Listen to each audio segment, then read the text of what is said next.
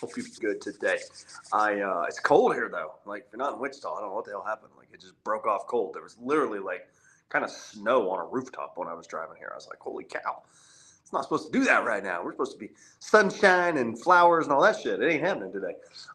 Anyway, glad you're here. Thanks as always. Thanks for taking the time to watch this. And what I want to speak to today is this pattern of self sabotage that I see over and over and over again with people. Like so often, I've seen people go down a path that they'll start off great and then they'll just go backwards for no reason, or they'll just quit, or they'll just like I don't know, stumble almost on purpose, right? Like I kind of feel like there's just some people out there that are so maybe they're addicted to the rush of getting started. I'll never forget there was a movie years ago by Matthew McConaughey that it was Two for the Money, and it was about gambling, and he always talks about how or he talked about in the show how the rush that gamblers get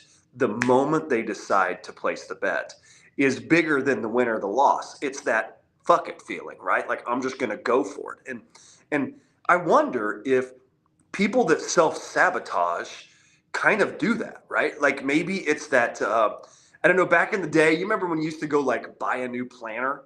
I always remember like I would go buy a new planner or a new notebook, and that was kind of like my pivotal moment in making some advancements for whatever I was working on. But so often, I think maybe people just enjoy that rush because they just don't help themselves.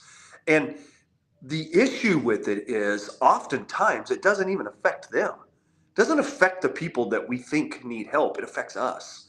And in all reality, it doesn't matter what we think, right?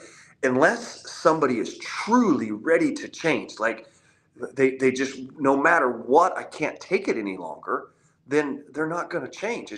It's that simple. I've sat at this desk so many times and talked to people, and they tell me, I really want to do it. I really want to do it. I really want to do it. But when I get down to it, they're not willing to make the sacrifice to do it. And so it's just this made up bullshit in their head that they tell this lie to themselves so that at least they feel like they're going in a forward motion.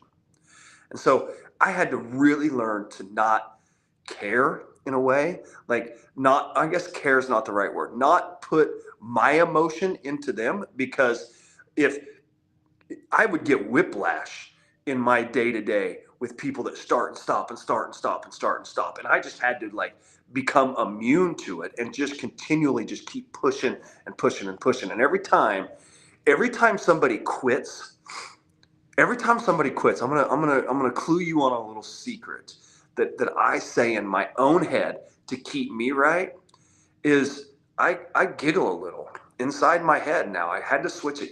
I used to get butt hurt, like, oh my God, what I do wrong? Now I'm like, loser. Not in a mean way, but I do it for me to be like, I ain't quitting. I ain't quitting anything I'm freaking doing. Like I'm staying strong, and just gives me that little bit more notch to like, it's like I'll end with this. I always said in martial arts, as I was around martial arts all my life, and I would talk with parents of kids that would come in here and they would tell me about their martial arts experience. To me, as a black belt, if you were an orange belt when you were 7, I don't give a shit.